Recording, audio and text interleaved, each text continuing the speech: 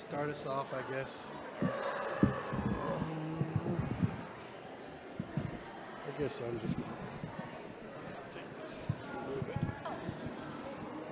So I'm curious, for those who are still here, will you raise your hand if you have an ancestor who had a similar voyage? Most of us. I am so amazed by this community. It's always been an international community. It is now with our students and people coming and going, but this place really touches the world. But from its beginnings, the world came here. I referenced Christian Piper from Germany, who helped build this building, my own ancestors, and I can see many of you have a special connection. Something brought them here, something brought each of us here. Some of us are still trying to figure out why we're here. But I'm so thankful for each of you for coming tonight. As I mentioned earlier, I fell in love with this over 20 years ago, and it's been ringing in my ears all that time. And I am beyond thrilled that I could hear it live one more time with my dear, dear friends. I would love to hear a little bit about their experience in creating this, the inspiration, reading through journals, what touched your heart, and what brought this to life for you. This is Mark Robinette, and I'm Corey Connors. This is Jed Platt. Okay, there was an event 2021 called Sea-Trek. 2001. Sea-Trek in 2001. And this event had a lot of facets to it. The event was in each of 7 European cities, and it was all based around a recreation of the tall sailing ships that came from Europe to America before the saints traveled across the plains. They traveled across the sea. 85,000 of them. And there are actually tall ships that exist that are perfect replicas of tall ships, and you can go on them and you can see them. They have a tall ship festival in Greenock, Scotland, for instance, and there are a lot of these tall ships. So we had 10 of those tall ships going on this voyage from these cities and then across to America. And a lot of people would book passages on those ships. And so we were in charge of creating an event in each of the cities as those ships visited. And so we would go ahead of them and then be ready for them. And there was the oratorio, which was commissioned to be performed in the large concert halls in each of those cities, and also an outdoor kind of more party style event with rock and roll out on an outdoor stage on each of the docks, and then fireworks in the evening. So there was 3 things that happened. And the exhibit that Jed did. Oh, and Jed, yeah, poor Jed. He had the biggest job because there was It was amazing. giant traveling exhibit that had all of these artifacts that we hauled from town to town. People could come in to this exhibit and get kind of a feeling or a flavor for the pioneer. I mean, they had ship berths, and it was awesome. So that's the event. And so what we are doing today is creating the oratorio element of the event. I was approached by husband and wife, Deanne and Bill Sadler, who had the idea, and they asked me if I would produce it and find the people and hire the people, which I did. My very first call was to Corey, because I'd worked with her before, and she's an incredible songwriter, incredible lyricist, and has a heart as big as Ohio. And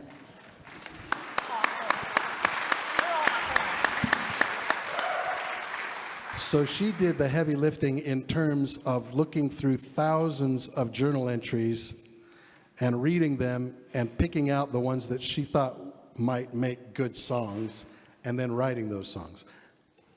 Corey. He produced this whole event, and it was quite an undertaking, and to get it between all those major ports, and the BBC followed us. It was a really fun and exhausting adventure. But my part came when Mark called and asked if I could write some songs for an oratorio, and I don't even read music. So I write music, but I'm not a trained musician. So I said, well, if you want folk songs, I can do that. And he's great. He gave me a lot of latitude. So my family and I spent a year studying journals, ship's logs, reading whatever we could find to get inspired. And I remember, I think the first song I wrote was True North. And it was based on one journal. In fact, I have her card right here, because I sang for her tonight. Her name is Jean Ryo Baker. I don't know her. She's not a part of my family, but I just feel her. She was such a fine writer, and she kept a good journal. And she kept a journal that wasn't just facts and dates and numbers. She kept a journal with images and feelings, and because of her, I wrote True North and If You Were Mine Completely. And I remember sitting in my basement, getting away from the kids mostly, and the noise of modern day, and trying to go back. And I don't usually do this when I'm writing, but I lit some candles. And I had her journals, and I had been prayerful, and I was particularly moved by her journal entries when her 7-year-old son, Josiah, passed away, and how she was able to marry the characteristics of nobility and humility and grief and grit all together, and present them in her just a few journal entries. And that song came pretty whole to me, and songs don't usually do that. So that's kind of precious to me, because I feel a bit of oneness with this woman they were actually fairly wealthy, and they lived in London, which was quite unusual for the saints that converted in England. And her husband was an accountant. They had 7 children, and they made ready to go. As soon as the call came to go to Zion from the prophet, she and her husband decided to go. They were the only members in their family. And then just before they were to leave, her husband died. And her family was very against her leaving alone. But she had some older teenage boys among these 7 kids. And Josiah was her youngest, the 7-year-old. So she said, no, we're going to go. And she did. She boarded that ship. She brought the first piano across the waters and then across the plains, and it can be seen in the Church History Museum in Salt Lake. She was a dignified and very strong woman. And then, she did this hard thing. She left the family. She boarded the ship. She mustered her faith. She lost her husband, and then she lost her son. I mean, how do you go on? But she did, and she will always forever be an inspiration to me. She's been looking over at us. One of these quilt banners has Jean Ryo Baker on it with one of her journal entry quotes. Something that I learned so these quilt banners traveled 20 years ago. They're still looking pretty good. But the quilt patterns behind were actually, if you read at the bottom, it says who the quilt maker was and where they were from. But a lot of the pioneer quilts that we cherish and hand down, a lot of them were made crossing the ocean, because that's when they had time. They didn't have time to stop and sew when they were walking and wagoning. Yeah. So, And this is Jed Platt, you guys. I don't know if you know in Rexburg what you've got right here. He is an amazing man.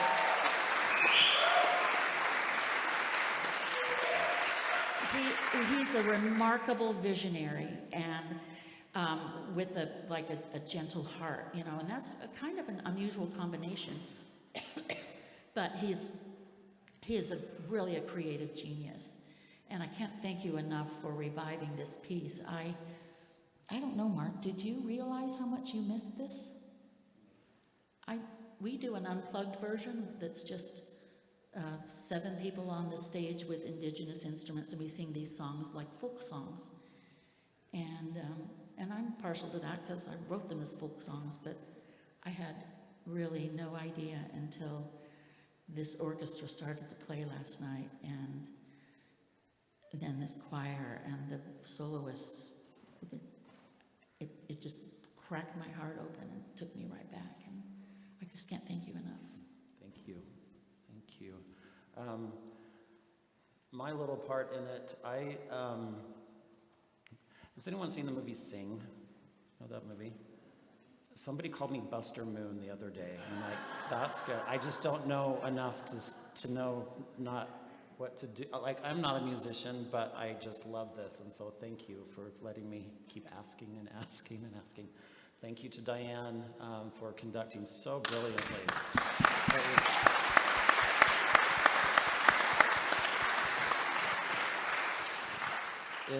It was lovely. This again, you're living in my dream of having you all here.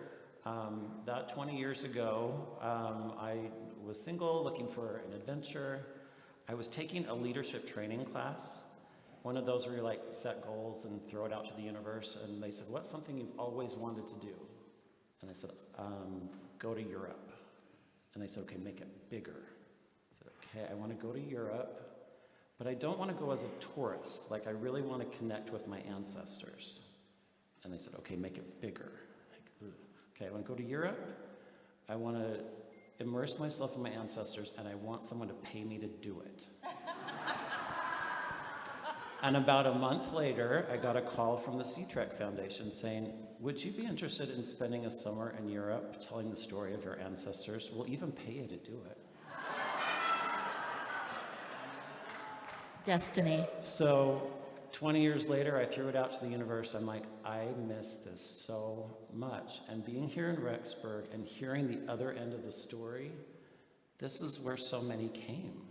They gave up. Think of all the places they came from, these beautiful rolling hills of everywhere else but here, like England and Scotland, and if you know the beauty that they live in, and I'm going to Zion, I wonder what that's going to look like. And then they come to the Snake River Valley, and it's like, create it. And I really feel that powerfully here. Prior to the exhibit, I had been to another display of at a Holocaust museum. Have anyone been? How impactful that is. And there was an exhibit with all the shoes representing the children. And I was trying to think, how can I have a flavor of that where you get an individual, but I've got to make this so it's mobile. Like, we have to set it up and take it down a dozen times, race them to the port cities. How can I move this? And what would symbolize 85,000 people who had this journey? And there was a tradition along the trail. You get kind of bored walking, especially kids. And so they had a tradition, they would look for buttons that may have fallen off someone's shoe or coat or something like that. It was just a distraction along the trail. And they would collect those buttons. And when someone got engaged, they would give them to them as something to start their new life. Here's a collection of buttons. So I thought, well, buttons would be fun. And so I went out and I collected 85,000 buttons. And They looked awesome. they were all in jars, and some of the jars just had white buttons in them that represented those that didn't make it all the way to their Zion. And those buttons I was able to share with some youth who went on different pioneer treks. And so I've been letting them have those buttons back Oh, on he the tree. also sewed the initials of his ancestors into his socks, so they would be with him always. I mean, he's just that kind of guy. What questions might you have about this production, or is there anything, those that performed in it, what's been your experience? Heidi. Oh, Heidi. Heidi prepared our choir. I have to tell you,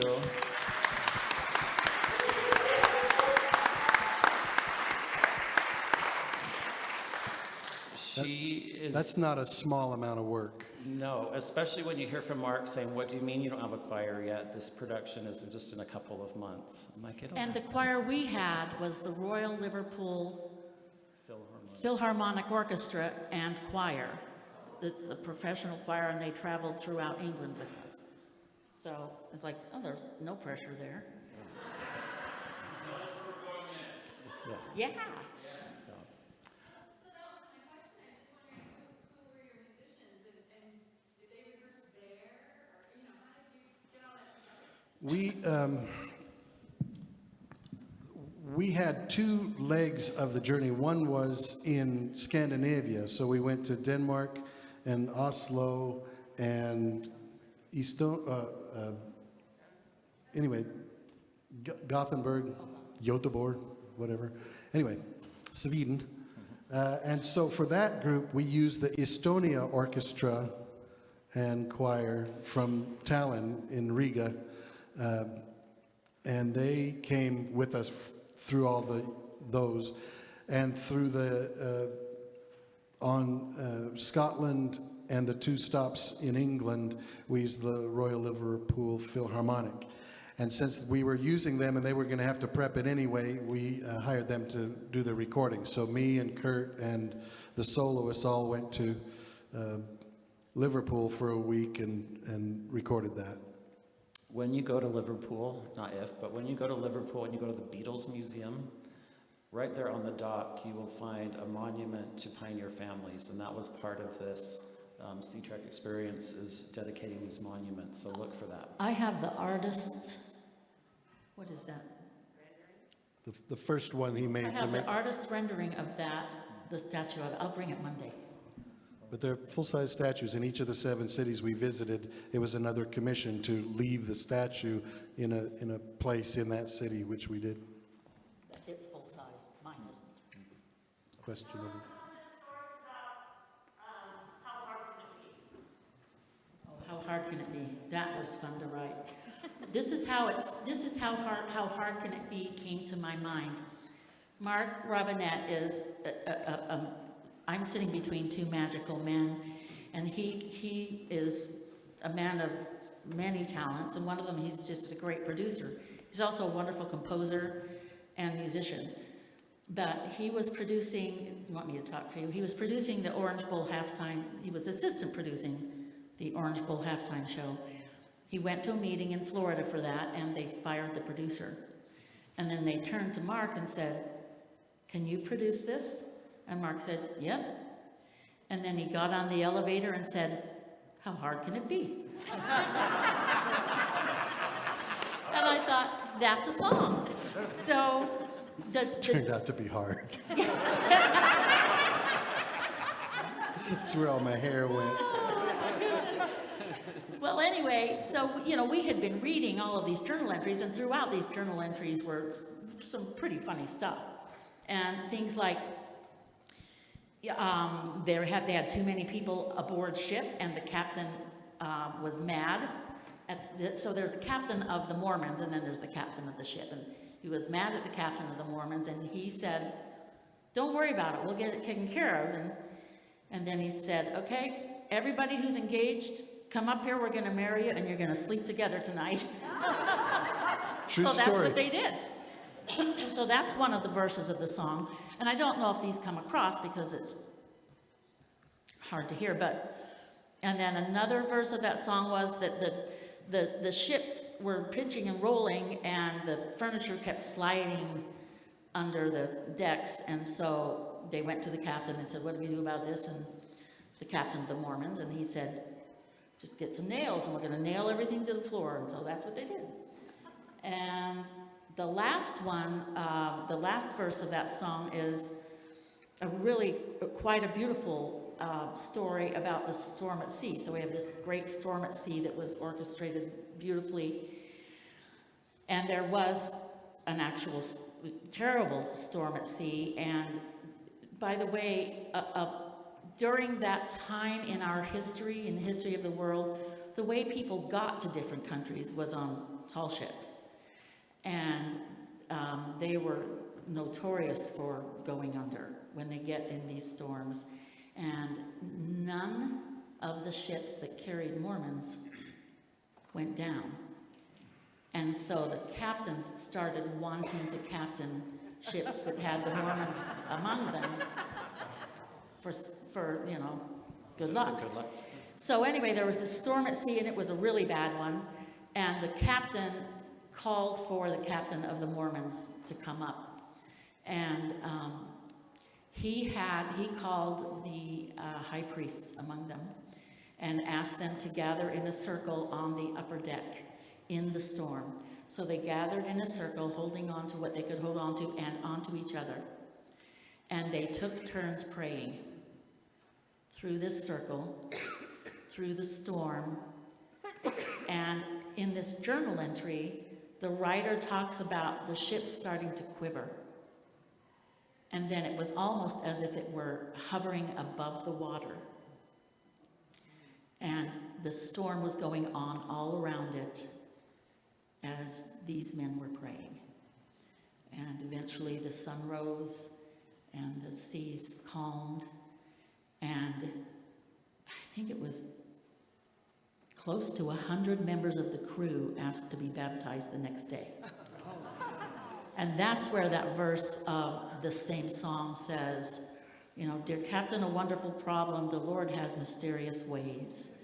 Most of the crew and some passengers too would like to be baptized today. That's why. And then the choir sings, oh brother, this is a great situation. But they didn't know how to baptize that many people, so they had a half a barrel and they put water in the barrel, and as soon as one person went down in the barrel, the water would slosh out. And so they thought it through, and they decided to tie some ropes on 4 corners of a hatch and lower the hatch down into the sea with one of the priests, and then bring the hatch up, and a new person to be baptized would go down, and they would just go down into the ocean, Dip them down into come the back sea. up. That's how they got that many people baptized that day. So they had a great and uncanny ability to solve problems. We still do. We still do. You won't know, but you can't tell a story of turmoil without some of your own, and we've had a lot of turmoil around this production this week. Oh, goodness, yes. And so we still have to find a way to get through them. And for me, it was singing the song in my head it's only a wee little problem, and we'll figure it out. We come to the earth with problems from birth. We get them, we face them, we solve them. Talk about how you came into New York Harbor and what happened with the 9/11 problem. Sure. Well, Oh, yeah. we had scheduled, after all of the European cities, we were going to do one last hurrah and perform the oratorio at Madison Square Garden in New York. That was scheduled for October 4th, 2001. So while the ships were between Europe and America is when 9/11 happened. So when they came into New York Harbor, first of all, they had to be escorted by police ship escorts, and the towers were still burning. So There's that got canceled. poignant pictures of those tall ships and their tall masts and the smoke of the twin towers behind They them. were told, so these ships were to come in and get into this fanfare, and they just said, disperse, don't call any attention to yourself. And the more we considered that, I thought, well, that's the appropriate end. They didn't come to fanfare. They just arrived and melded into America. My cousin was 18 years old and was doing the crossing. And he shared with me recently, he said, I remember being on the ship, we're all hovering around the BBC with this radio that America's under attack. And he said, my first thought is, I'm 18 years old, I'm going to war. So that performance, of course, didn't happen.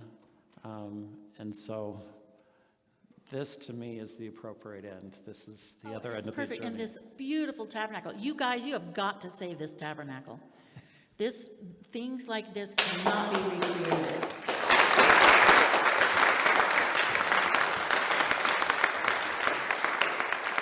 And he can't do it alone, so someone step up.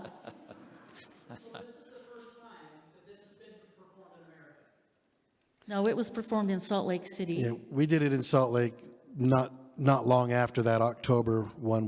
We did one just with a pickup orchestra. And It was kind of a consolation prize for those that wanted the payoff and that had helped this whole trek, and they wanted to And the see. people who had sailed and wanted to, Yeah, culminate. so it was a scaled-down version in a very sad time. yeah. But this is the best one. Yeah, it was great.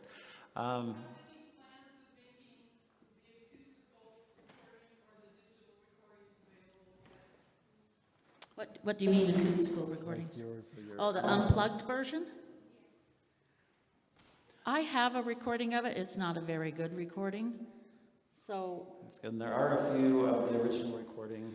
yeah, we have the orchestral recording with the Royal Liverpool Philharmonic Orchestra and Choir. We have some of those in the back.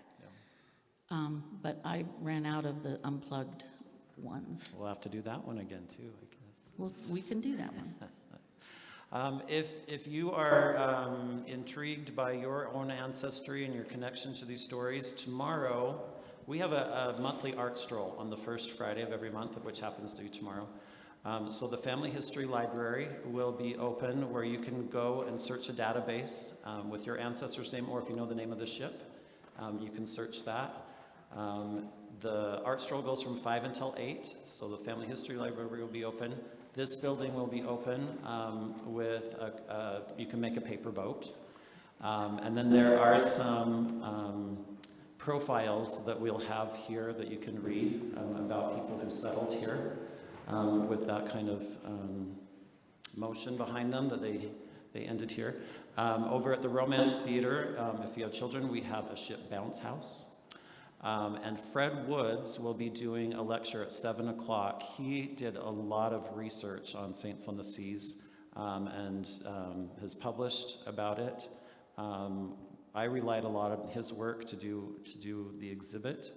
And he created with some students from Brigham Young University, Idaho, this database that you can search for Saints on the Seas. So he'll be doing a lecture. It's free, and it's at the Romance at 7. And then also at City Hall, we have an exhibit from the 6th grade Ames students about their heritage.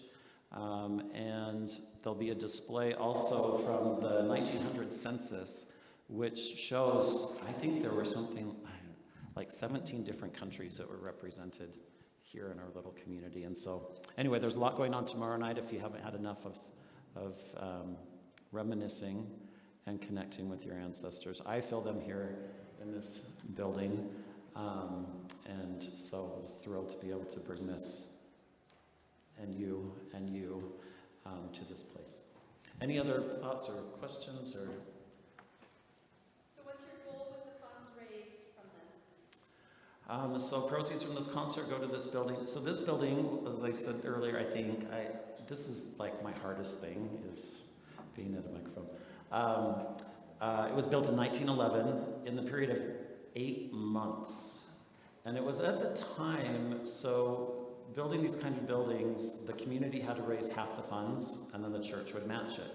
This community raised all the funds, built the building. The church contributed enough money for the benches here. There was a sister tabernacle to this one built in Payson, Utah. Same architect, same design, but theirs was out of sandstone. When they were building this building, digging the foundations, they said, well, it's not that much further to go down. Let's get a basement out of it. And so they went down, and that's where they had like the gold and green ball, and they put a baptismal font here, and this really was the community center. Well, as time went on, it was not uncommon as, you know, church was kind of going away from these large structures that take a lot of upkeep and were aging, and they said, you know, we're going to stake centers now. And so it was not uncommon for them just to be tearing them down because they were just too much for upkeep. And so this was kind of in that pattern and getting vulnerable. And then we had a flood in 1976. And so the community kind of like, oh, we're definitely going to lose it now because it's full of mud. And so there were some people that came in, again, thinking it's going to be torn down, that they came and lit the organ on fire and broke the windows and like, we'll just help the demolition along. But the community rallied and said, no, this building matters to us. And so the church sold it to them. And it was really interesting. I've been reading the history that they gave kind of disclosures, like when you sell a property. And they said, the annex on the north side is not original to the building. We'd recommend that that be removed. You need new restrooms and an elevator. And here it is 40 plus years later, and those are still our needs. The building we had recently surveyed, the exterior from a premier, he's the guy, like he's on the board for Falling Water for Frank Lloyd Wright Properties. He does a lot of restoration work for the church, and he, you know, did an assessment of this building. He said the stone is an 8 out of 10. It's in amazing condition. The mortar is like a 1 or 2. He's like, now's the time. And the bid that we got on it, it's close to $1 million just to do the exterior. So it's going to be a hefty thing if it matters to this community. But that's just getting the outside. And then there are a lot of improvements we'd love to make here and finally get some bathrooms and accessibility here. So tell your friends, tell me how we can let people know that this place matters and how we can save it so Christian Piper can stop talking to me and say, you know, it's amazing. I'm just sorry, with this Mr. Piper, I'll share just part of his story. So he helped build this building. He was assigned to be the caretaker of this building. And one day he was cleaning and found a little slip of paper. And on it was an excerpt from the dedicatory prayer for this building. And this section talked about how the grounds would be, you know, these beautiful gardens and be known far and wide, and this would be a gathering place, and just, you know, this flowery stuff. And he took this into the stake president, and he said, when does this happen? There's still sheep grazing on our grass. This doesn't exist. And his journal said the stake president just looked at him for a while, and it sunk in. He said, oh, am I the guy? So Mr. Piper leveled this land with a board. He planted gardens, he planted rose bushes, and made that vision come to be. He was the caretaker for nearly 30 years. Didn't really have anyone to pass the baton onto, so kind of deteriorated, and then again we had the flood. So everyone's like, it's just gone. So I would love to see, we have some of his descendants that are still here. I would love to see those gardens. I'd love to see this be that vision, that gathering place yet again. And so having people back in this building helps us connect with that and endears us again to this building. So thank you for being ambassadors for this wonderful facility. I referenced the Sister Tabernacle in Payson no longer stands. So that we even have this is really rare. So thank you.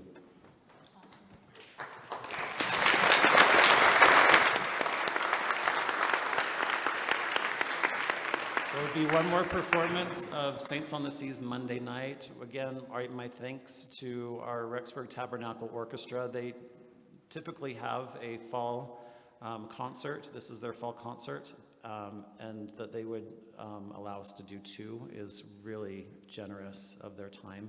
So thank you. Thank you for that. We'll see you Monday. Okay, see you Monday. Thank you.